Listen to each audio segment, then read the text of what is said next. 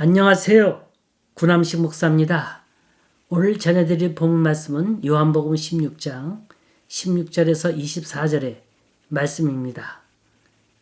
조금 있으면 너희가 나를 보지 못하겠고 또 조금 있으면 나를 보리라 하시니 제자 중에서 서로 말하되 우리에게 말씀하신 바 조금 있으면 나를 보지 못하겠고 또 조금 있으면 나를 보리라 하시며 또 내가 아버지께로 감이라 하신 것이 무슨 말씀이냐 하고 또 말하되 조금 있으면이라 하신 말씀이 무슨 말씀이냐 무엇을 말씀하시는지 알지 못하노라 하거늘 예수께서 그 묻고자 함을 아시고 이르시되 내 말이 조금 있으면 나를 보지 못하겠고 또 조금 있으면 나를 보리라 하므로 서로 문의하느냐 내가 진실로 진실로 너희에게 이르노니 너희는 곡하고 애통하겠으나 세상은 기뻐하리라 너희는 근심하겠으나 너희 근심이 도리어 기쁨이 되리라. 여자가 해산하게 되면 그때가 이르렀으므로 근심하나 아기를 낳으면 세상에 사람 난 기쁨으로 말미암아 그 고통을 다시 기억하지 아니하느니라. 지금은 너희가 근심하나 내가 다시 너희를 보리니 너희 마음이 기쁠 것이요 너희 기쁨을 빼앗을 자가 없으리라. 그날에는 너희가 아무것도 내게 묻지 아니하리라. 내가 진실로 진실로 너희에게 이르노니 너희가 무엇이든지 아버지께 구하는 것을 내 이름으로 주시리라. 지금까지는 너희가 내 이름으로 아무것도 구하지 아니하였으나 구하라 그리하면 받으리니 너희 기쁨이 충만하리라. 예수님의 고난행정 네 번째 시간 오늘 말씀의 부제는 믿음, 소망, 사랑입니다. 초대교회 신학자였던 어거스틴은 믿음에 관해서 좋은 말을 했습니다. 당신이 믿으려고 하는 바를 이해하려 들지 말고 당신이 이해하고 싶은 걸 믿으라. 그랬어요. 순서가 바뀌면 안 됩니다. 어느 한 바리새인의 잔치집에 낯선 여인이 뛰어들어왔어요.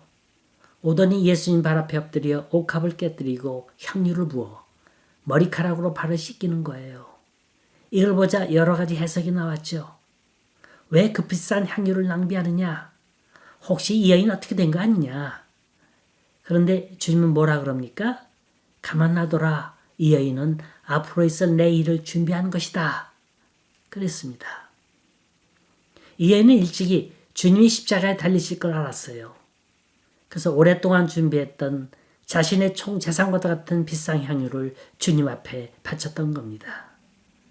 그까지 향유가 문제가 아니었죠.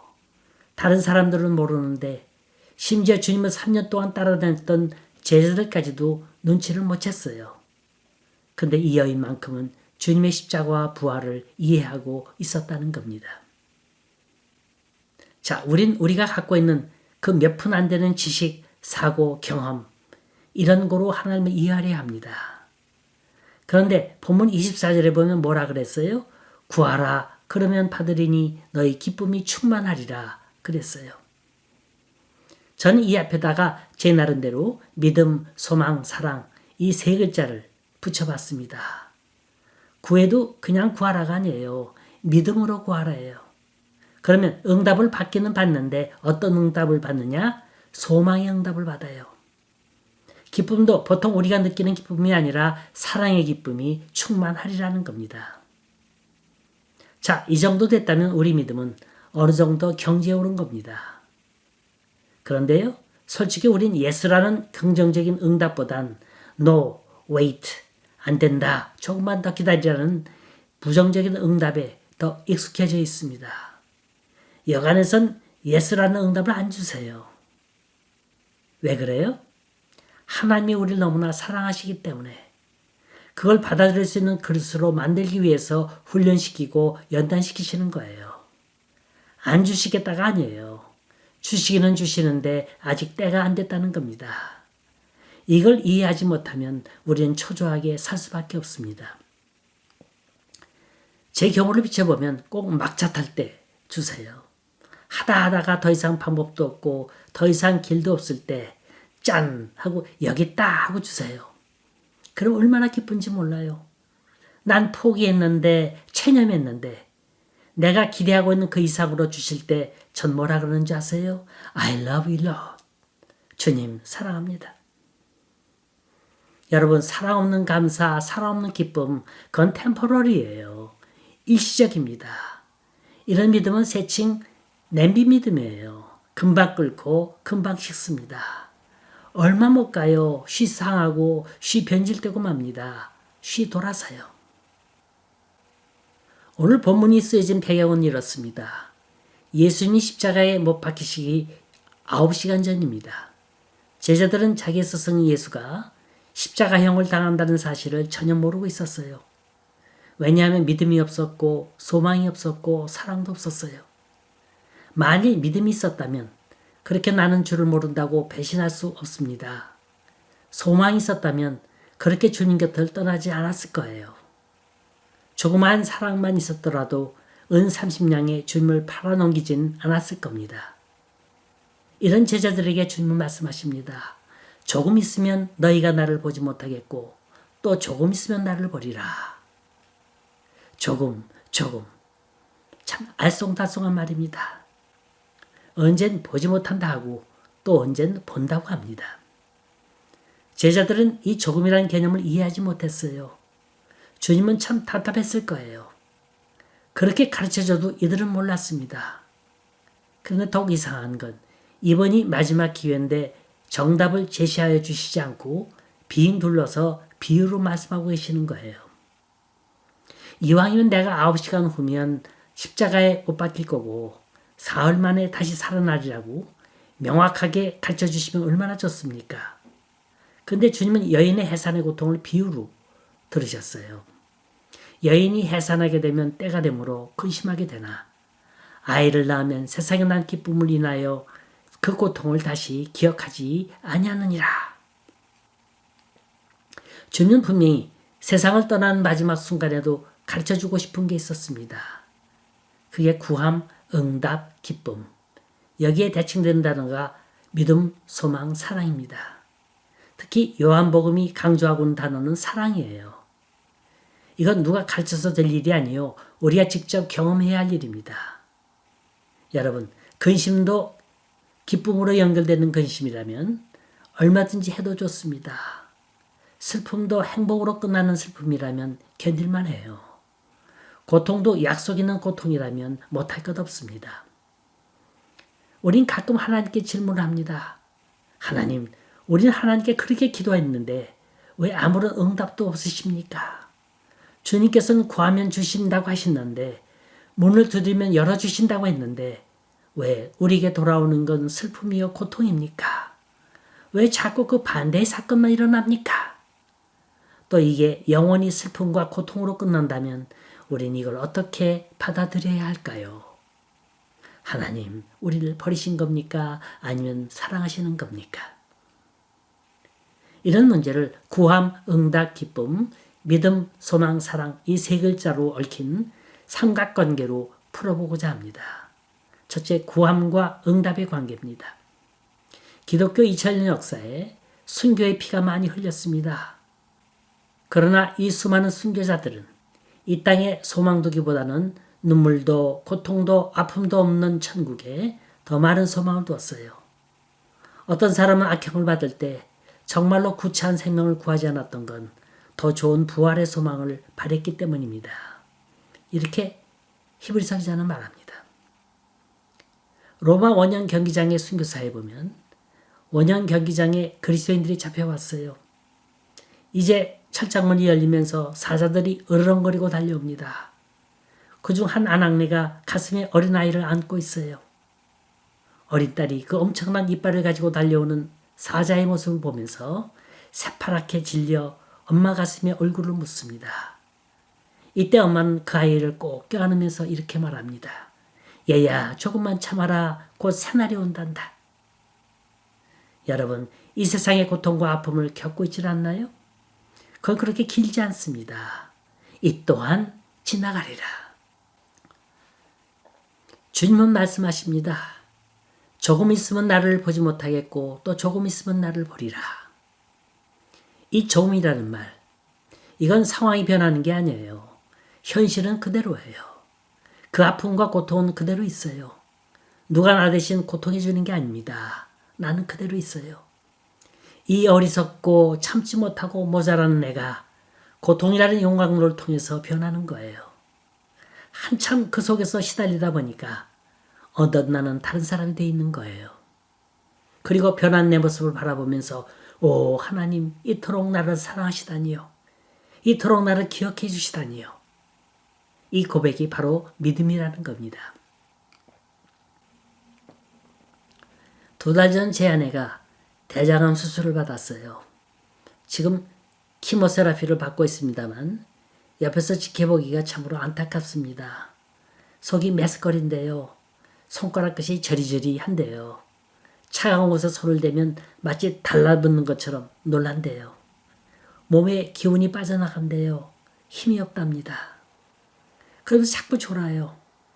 하지만 희망적인 건 이 과정도 모두 6개월이면 끝난다는 거고요. 그보다도 하나님이 깨끗이 치료해 주신다는 믿음이 있다는 거예요. 믿음이란 지식이 아닙니다. 믿음은 신념이 아니에요. 믿음은 그분의 사랑을 느끼는 겁니다. 나는 낫는다. 나는 할 수 있다고 해도 그 고통 속에서 하나님의 사랑을 느끼지 못한다면 그 믿음은 지식에 불과한 거예요.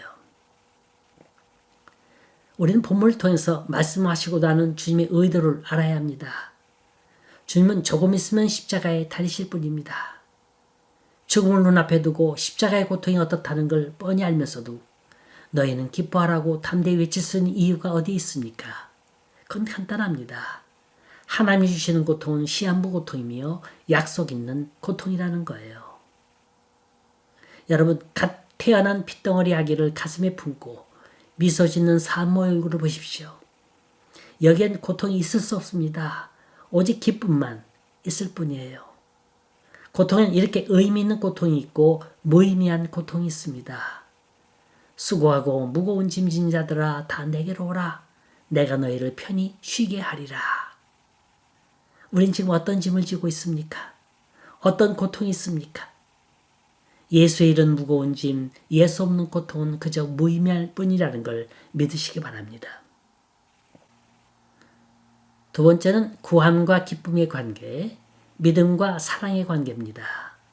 성경 주석가 윌리엄 버클레이는 그 성경을 연구하기 위해서 이스라엘을 100번 이상 성지순례했다고 합니다. 가서 보고 느낀 정확한 근거와 역사적 사실을 들어서 성경을 자세히 설명하는 훌륭한 주석가입니다. 아주 유명한 분이에요. 한 번은 어느 여행가가 이 바클레이에게 물었어요. 선생님은 어떻게 그렇게 영감 있는 수많은 책을 지을 수 있었습니까? 윌리엄 바클레이는 질문하는 그 사람 앞에서 보청기를 뺍니다. 전 이 보청기가 없으면 아무것도 못 듣습니다. 그런데 이 못 듣는다는 게 이렇게 이롭고 감사할 수가 없는 거예요. 전 하나님 말씀을 보면서 영감이 떠오르면 이 보청기를 뺍니다. 세상이 아무리 시끄럽게 떠들어도 전 몇 시간이고 집중해서 글을 쓸 수가 있답니다. 이게 바로 하나님 주신 은혜가 아닙니까? 불행한 사람은 그 불행을 통해 하나님의 음성을 듣습니다. 고통 자체가 우리에게 방해 요소가 아니라 그게 하나님의 축복의 원동력임을 잊지 마세요. 신앙인의 의식 속엔 불행이란 없습니다. 다만 하나님의 특별하신 인도만 있을 뿐인 거예요. 우리가 기쁨을 얻으려고 어떤 일을 할 땐 선택을 잘해야 합니다. 즐거움은 과정이 아닙니다. 하나의 열매인 거예요. 기쁨과 즐거움이 있다는 말은 그만한 알곡이 있고 그만한 내용이 있다는 거예요. 슬픈 것도 공연히 슬픈 게 아니라 그만한 이유가 있기 때문에 슬픈 거예요. 우린 선택을 잘해야 합니다. 어디에나 기쁨이 있는 게 아니에요. 아무데나 가서 살면 기뻐할 수 있는 게 아닙니다. 선택을 잘해야 일생 동안 기쁘고 복되게 살아갈 수 있습니다. 어떤 기쁨은 후에 슬픔이 따를 수가 있고 혹은 저주가 따를 수 있습니다. 그러나 하나님이 원하시는 기쁨은 영원한 기쁨인 거예요. 22절 보면 이 기쁨을 빼앗을 자가 없다고 했습니다. 그 뜻은 두 가지입니다. 하나는 예수 안에서 찾고 얻고 누리는 기쁨은 영원한 거라는 겁니다. 둘은 예수님이 내 안에 있는 기쁨을 빼앗기지 않도록 지키시고 보호해 주신다는 겁니다. 전 기쁨을 사랑이라고 표현했습니다. 주님만 사랑해 보세요. 그러면 주님이 책임져 주십니다. 근데 문제는 내가 나를 사랑하는 데 있어요. 기쁨도 날 위해서 기쁜 거 소용없습니다. 주님을 사랑해 보세요. 내가 날 사랑할 때는 한숨과 전망밖에 남는 게 없습니다. 그러나 주님을 사랑하면 나에게 주어진 아픔과 고통의 의미가 뭔지 깨닫게 됩니다. 구하는 것과 기쁨의 관계, 이건 주님의 사랑이 연결고리가 되어줘야 합니다. 세 번째는 응답과 기쁨의 관계, 즉 소망과 사랑의 관계입니다. 24절 보면 지금까지는 너희가 내 이름으로 아무것도 구하지 아니하였으니 구하라 그리하면 받으리니 너희 기쁨이 충만하리라 그랬습니다. 이건 기도에 관한 말씀입니다. 우리가 응답받고 기쁨을 얻기 위해선 기도가 있어야 한다는 거예요. 예수를 열심히 믿어보려고 노력한 한 가정이 있습니다. 아내와 남편이 교회 성가대에서 아주 열심히 섬겼어요. 누가 봐도 아주 단란한 가정입니다. 그러나 어느 날 남편에게 이혼 서류를 들고 온 거예요. 이혼해달라는 거예요. 알고 보니까 아내가 성가대 수련회 간다고 며칠 집을 비우더니만 그때 같은 성가대 대원과 눈이 맞아 사랑에 빠진 거예요. 더구나 이 남자는 남편의 절친이에요. 참으로 기가 막힙니다. 이 여자는 아주 막무가내예요. 더 이상 당신과 살기 싫다는 거예요. 이젠 요만한 정도 남아있지 않다는 거예요. 참으로 달라져도 이렇게 달라질 수 없어요. 남편은 안 된다. 그럴 수 없다. 우리 애들은 어떡하라고 그러냐. 제발 용서해 줄 테니 돌아와라. 하지만 이 여자는 아무 말도 남겨놓지 않은 채 애들도 버리고 교회도 버리고 어디론가 증발하고 말았습니다. 이 남자는 기가 막힌 거예요. 이 남자는 조그만 사업을 하고 있었는데 사업이 손에 잡히겠어요? 결국엔 가게 문도 닫고 말았습니다. 자, 이 남자의 고백입니다. 하나님이 살아계신다면 어떻게 우리 가정을 이토록 풍비박산 만들 수 있습니까? 이제 전 모든 게 끝났습니다. 나와 아내는 그렇다 치더라도 우리 두 아이는 왜 이런 시련을 당해야 하는 겁니까? 이에 대한 대답을 몇 가지로 정리해 보겠습니다. 첫째, 하나님은 변함없으신 분이라는 겁니다. 옛날에도 그 가정을 사랑하셨다면 지금도 사랑하고 계신다는 거예요. 하나님은 복 주시는 분이지 일부러 벌 주시는 분은 아닙니다. 그러니까 그 원인을 하나님께 찾지 말고 자신에게서 찾으라는 거예요. 예를 들면 그동안 사랑을 입으로만 했지 진정 마음으로 하진 않았는지, 너무 돈 외치면서 세상의 최고 가치를 돈에 두고 살진 않았는지, 교회를 열심히 섬긴다 했어도 남에게 보이기 위한 가식적인 믿음은 아니었는지, 그 원인을 자신에게서 찾아보라는 거예요. 둘째는 이 환란이 인생의 마지막이라고 생각하지 말라는 겁니다. 히브리서 12장 6절 보면 주께서 사랑하는 자를 징계하시고 그의 받으시는 아들마다 채찍질 하심이니라고 했습니다. 만일 그 징계가 없으면 사생자요 참 아들이 아니라는 겁니다. 하늘이 무너져도 솟아날 구멍이 있다는 우리 속담이 있습니다. 하나님은 환란을 주실 때 모든 걸 완전히 닫는 게 아니라 반드시 한쪽 길을 열어주신다는 걸 잊지 마세요. 그렇다면 이제 우리 믿는 자가 해야 할 일이 있습니다. 하나, 결과를 놓고 원망하지 말라. 둘, 결과를 하나님께 떠넘기지 말라. 셋, 자신을 돌아보라. 넷, 하나님의 사랑을 믿으라. 다섯, 기도하고 잘못을 고쳐라. 그 사람에게 신앙이 있느냐 없느냐 하는 건 얼마나 어려운 환란을 잘 대처해 나가느냐 못하느냐 하는 데 있습니다. 사람들은 누구나가 다 구하는 대로 응답받기를 원합니다. 소망을 꿈꾸고 그 속에서 기쁨을 찾으려 합니다. 그런데 왜 그 기쁨과 소망을 눈앞에 두고서도 잡을 듯 하면서 놓치고 맙니까? 그건 방법을 모르기 때문에 그런 거예요. 기도할 줄 모른다는 겁니다. 기도란 생각만 하는 게 기도가 아니에요.